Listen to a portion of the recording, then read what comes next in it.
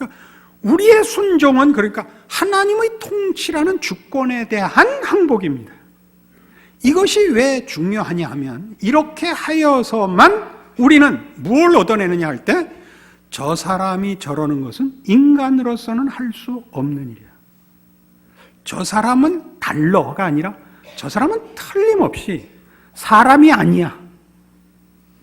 전 사람이 할 수 없는 일이야. 이게 말하자면 하나님이 우리 안에서 세상을 향하여 드러내시는 당신의 영광이시고 우리를 만들어 가려는 실제적인 내용입니다. 마태복음 11장에 가면 조금 더 설명이 이해가 될 만한 말씀이 있습니다. 마태복음 11장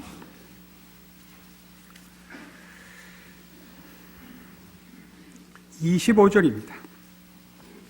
그때 예수께서 대답하여 이르시되 천지의 주제이신 아버지여 이것을 지혜롭고 슬기 있는 자들에게는 숨기시고 어린아이들에게는 나타내심을 감사하나이다. 옳소이다. 이렇게 된 것이 아버지의 뜻이니이다. 내 아버지께서 모든 것을 내게 주셨으니 아버지 외에는 아들을 아는 자가 없고 아들과 또 아들의 소원대로 계시를 받는 자 외에는 아버지를 아는 자가 없느니라. 수고하고 무거운 짐진 자들아 다 내게로 오라. 내가 너희를 쉬게 하리라. 나는 마음이 온유하고 겸손하니 나의 멍에를 메고 내게 배우라. 그리하면 너희 마음이 쉼을 얻으리니 이는 내 멍에는 쉽고 내 짐은 가벼움이라 하시니라. 우리 잘 아는 구절입니다. 수고하고 무거운 짐진 자들아 다 내게로 오라. 내가 너희를 쉬게 하리랍니다. 뭐 쉽게 이해할 수 있죠. 주께서 우리 짐을 대신 져주신다. 입니다. 근데 이 문제는 우리가 이해한 것의 그 깊이가 우리의 이해의 아주 인간적인 이해의 그 깊이를 훨씬 넘어서야 되는 약속입니다. 이 말씀은 그 앞에 있었던 이것을 지혜롭고 슬기 있는 자들에게는 숨기시고 어린아이들에게 나타내심을 감사합니다 라는 그 설명에 이어지는 결론이고, 왜 어린아이들에게 나타내심을 감사하느냐 할 때 20절에 보는 바와 같이 예수께서 권능을 가장 많이 행하신 고울들이 회개하지 아니함으로 책망하신 끝에 나오기 시작한 말입니다. 화 있을진저 고라시나 화 있을진저 벳세다야. 23절에 가버나움아 네가 하늘에까지 높아지겠느냐 음부에까지 낮아지리라. 이 예수님께서 권능을 많이 행한 고울들이 회개를 하지 않았습니다. 그러자 주께서 이제 25절에 그때 예수께서 대답하여 이르시되 천지의 주제이신 아버지요 이것을 지혜롭고 슬기 있는 자들에게는 숨기시고 어린아이들에게는 나타내심을 감사하나이다. 둘을 대조하고 있습니다. 권세 있고 지혜로운 사람들에게 감췄다는 건 무슨 뜻이냐면 이것은 이해의 문제가 아니다. 선택의 문제가 아니다 이겁니다. 이해와 선택의 문제가 아니라는 것은 죄인들은 하나님을 선택하거나 이해할 수 없습니다. 어린아이들에게 나타냈다는 건 뭐냐면 어린아이들이란 여기서 순진하다는 개념이 아니고 권세의 보호 아래 있는 자들, 보호 아래 있는 자들. 하나님께서 찾아오시고 은혜로 개입하셔서 허락하셔서 감사합니다. 꺼내놓고 알아듣는 자는 이해하고 선택해라 했으면 아무도 못 알아들었을 것입니다. 이 뜻입니다. 이 대조를 아시겠습니까? 그러니까 여러분들은 왜 예수를 믿었냐? 똑똑해서 믿지 않았습니다. 하나님이 여러분의 심령에 찾아오셔서 하나님을 알고 신앙을 고백하게 됐고, 안 믿는 사람들은 왜 그랬냐면 아직 하나님이 그들 영혼에 개입하시지 않아서 그렇습니다. 설명해서 알 수 있는 것들이 아닙니다. 그래서 이제 얘기입니다. 수고하고 무거운 짐진 자들아 다 내게로 오라. 내가 너희를 쉬게 하리랍니다. 어떻게 쉬게 하느냐? 내 멍에를 메고 내게 배우랍니다. 그러니까 짐지는 법을 배우라지 짐을 없애준다는 아니라는 걸 명심하십시오. 근데 내 멍에를 메고 뭘 배워야 되느냐 하면 나의 온유와 겸손을 배우라는 겁니다. 나는 마음이 온유하고 겸손하니 나의 멍에를 메고 내게 배우라. 그리하면 너희 마음이 쉼을 얻으리랍니다. 어떻게 얻는 이 해결이 됐죠? 예수님같이 마음이 온유하고 겸손해야 되는데 예수님이 마음이 온유하고 겸손하다는 것은 종교적 혹은 인격적 덕목을 얘기하는 것이 아닙니다. 예수님이 지금 이 말씀을 하시는 것은 나는 아버지의 뜻을 순종하기 위하여 온 자이기 때문에 라는 그런 표현입니다. 예수님은 성부 하나님의 구원 계획을 따라 기쁨으로 그 뜻에 동참하여 우리를 구원하러 이 땅에 오셨습니다. 그러니까 우리가 누구인지를 알죠? 우리가 죄인인 줄을 압니다. 우리가 누구인지를 압니다. 그래서 예수님은 이 땅에 오셨을 때 그 제자들에게 밝히 말한 바와 같이 그는 심판하러 오시지 않았습니다. 그는 구원하러 오셨습니다. 그래서 그는 권세를 휘두르러 오지 않고 대접을 받으러 오지 않고 대접하러 왔고 섬기러 왔고 죽으려고 오셨습니다.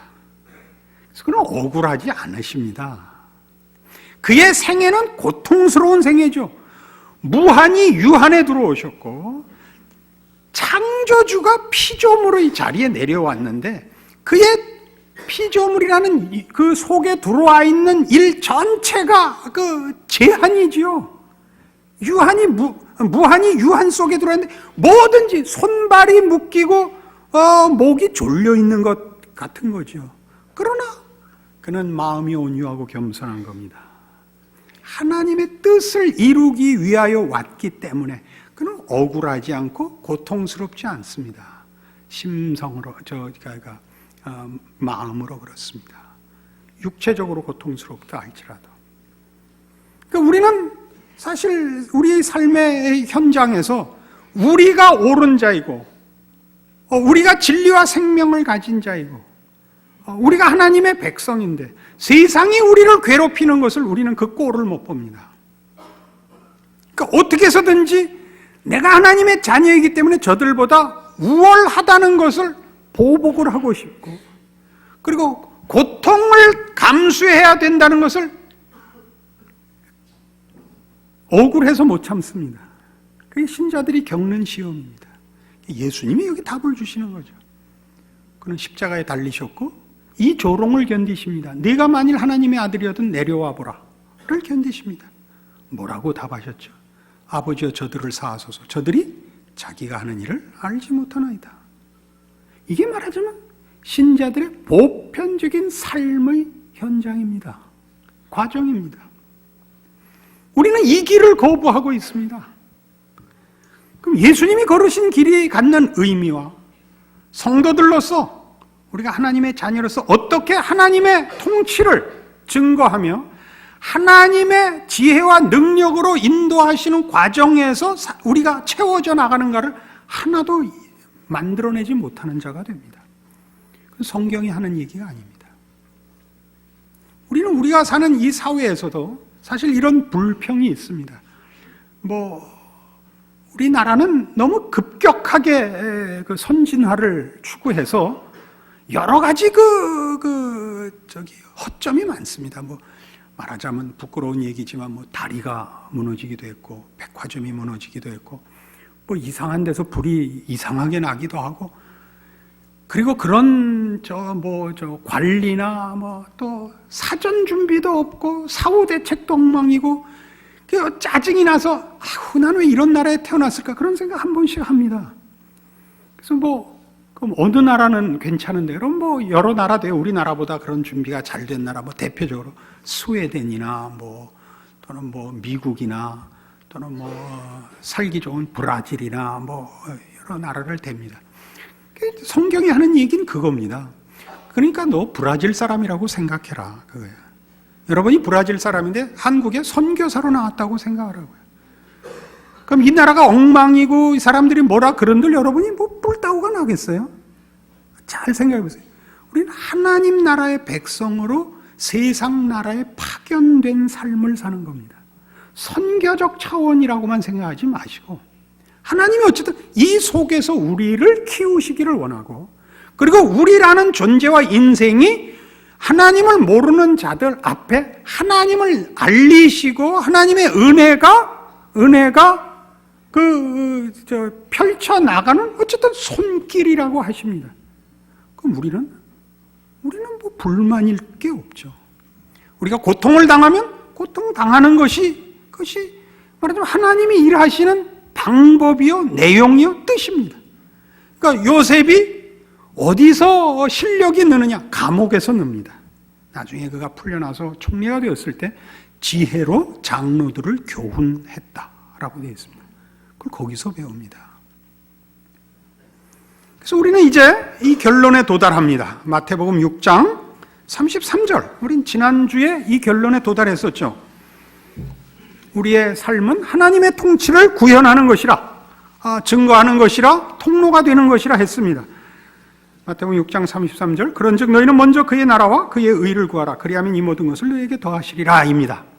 오늘 다윗의 삶의 이 내용을 가지고 우리가 34절의 결론까지 나갈 수 있습니다. 그러므로 내일 일을 위하여 염려하지 말라. 내일 일은 내일이 염려할 것이요 한날의 괴로움은 그날의 족하니라. 그러니까 승리하면 신자 노릇을 하겠다, 형통하면 그게 신자된 증거가 된다라고 생각하지 말라고요. 그러니까 성공하면 내가 그 다음부터 무슨 일을 하겠다가 아니라 괴로운 오늘, 전전긍긍하는 오늘이 하나님의 사람으로서의 오늘의 책임이라고요. 오늘의 괴로움과 오늘의 고단함 속에 하나님의 역사하심이 있다는 걸 놓치지 말라고요. 여러분이 성공했을 때, 형통했을 때, 발언권이 있을 때만 여러분이 하나님의 사람이고 하나님이 간섭하는 것이 아니라 예수를 믿은 이후로 여러분의 인생에 어느 순간 어느 경우도 하나님과 분리되어 있고 그의 통치가 외면되어 있고 그의 축복과 사랑이 보류되어 있는 순간과 경우는 없다. 우리는 말하자면 요셉을 총리 만드신 하나님, 다윗을 왕 만드신 하나님의 자녀며 저들보다 더 큰 증거, 예수 그리스도 안에서 하나님의 자녀로 부름받은 자요, 지금 보호받는 자들입니다.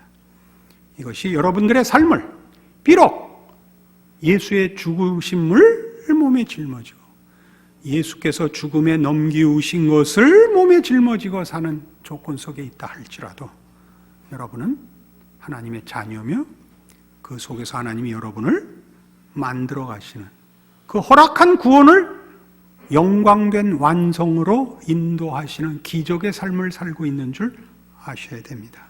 그 감격과 그 충성과 승리가 있기를 바랍니다. 기도하십시다. 하나님 아버지 은혜를 감사합니다.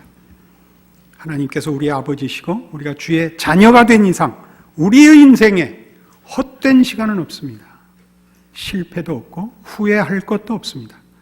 모든 것은 합력하여 선을 이루며 우리 하나님의 영광의 찬송의 자리로 우리가 매일 한 걸음씩 나가는 것을 믿습니다. 이 믿음으로 우리의 삶을 하나님의 자녀로 순종케 하여 승리케 하시옵소서. 지금은 우리 주 예수 그리스도의 은혜와 하나님 아버지의 극진하신 사랑과 성령님의 교통하심이 하늘 하나님의 자녀로 사는 인생이요 존재인 것을 확인하고 감사와 충성을 약속하고 돌아가는 심령들 위해 영원토록 함께 있을지어다. 아멘.